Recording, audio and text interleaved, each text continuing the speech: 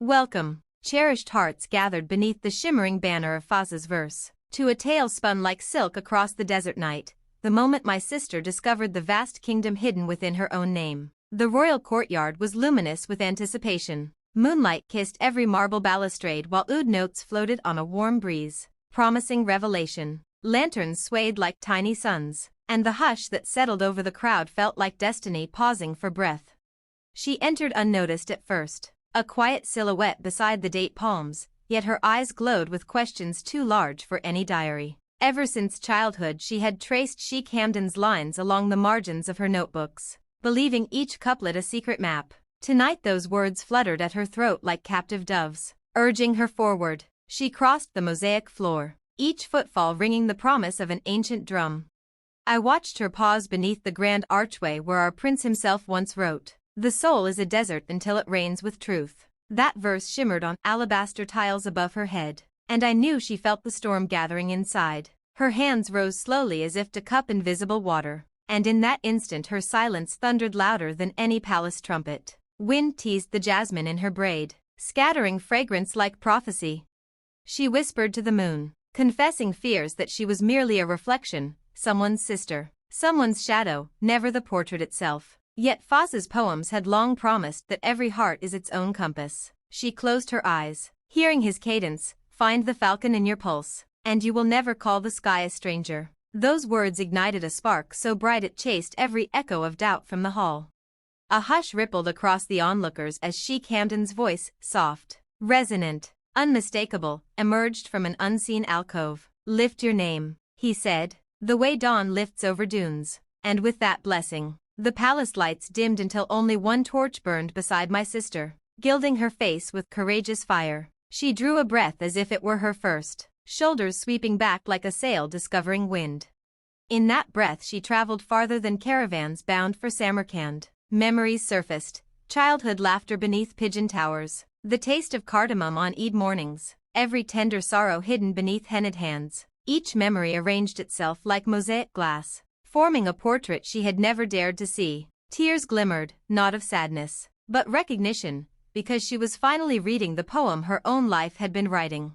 When she opened her eyes the court felt smaller, yet the horizon in her gaze stretched beyond constellations. She spoke her name, slowly, proudly, and with each syllable we felt the earth beneath us tilt toward a brighter compass point. The walls echoed it back like doves returning to roost, and strangers mouthed it in awe, for it sounded both royal and rebellious, tender and unbreakable at once.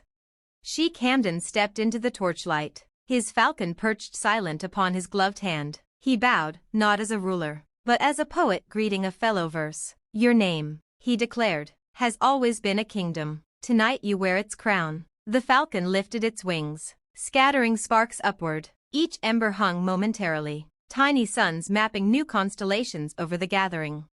Drums thundered to life while dancers swirled in emerald silks, their steps narrating the very journey we had witnessed, from uncertainty to sunrise. My sister laughed, a sound clearer than ablution water, and in that laugh lay the future of every hesitant heart listening. Children darted through columns, chasing embers like wishes, and the palace garden bloomed as though obeying some floral command of joy.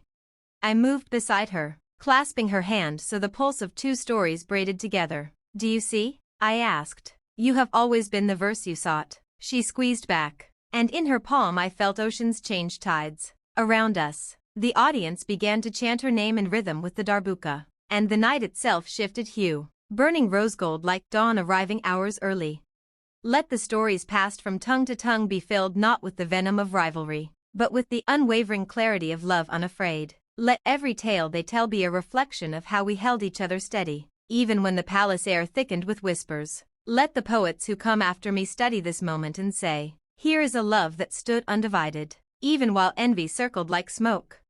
The days continue to unfold like pages in an ancient manuscript, and with every passing hour, her jealousy becomes more transparent. No longer does she veil it in soft smiles or subtle remarks. Her eyes burn with the fire of unspoken questions. Why does he look at her that way? Why does his voice soften when he says her name? Why is every poem, every stanza, every glance rooted in that one woman's grace? The court may be cloaked in silks and gold, but even the courtiers can sense the shift. Envy walks among us, trailing perfume and pretension behind her.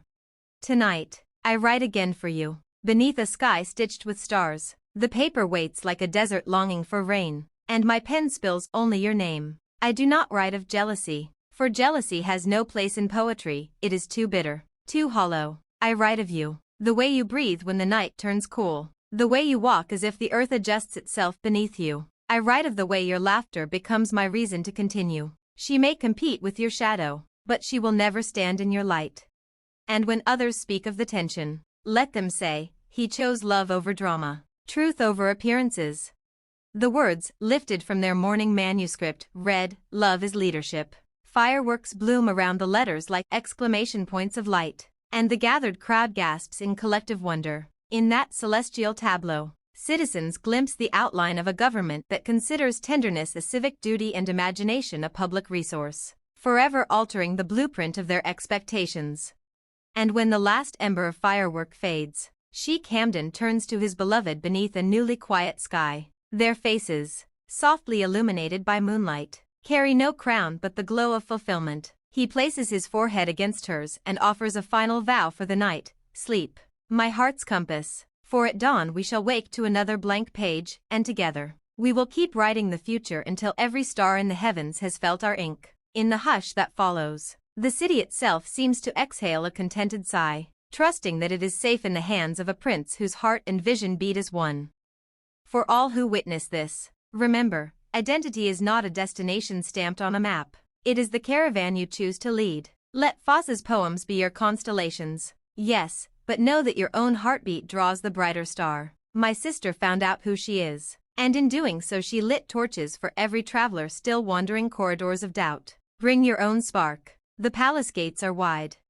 So, dearest viewers, let this video linger in your veins long after the final frame fades. Share it with every sister, brother, or stranger who has ever wondered what lies beyond their reflection. Subscribe, stay close, and keep your eyes on the horizon, because the next poem Sheikh Hamdan gifts us may very well contain the map to your own undiscovered crown.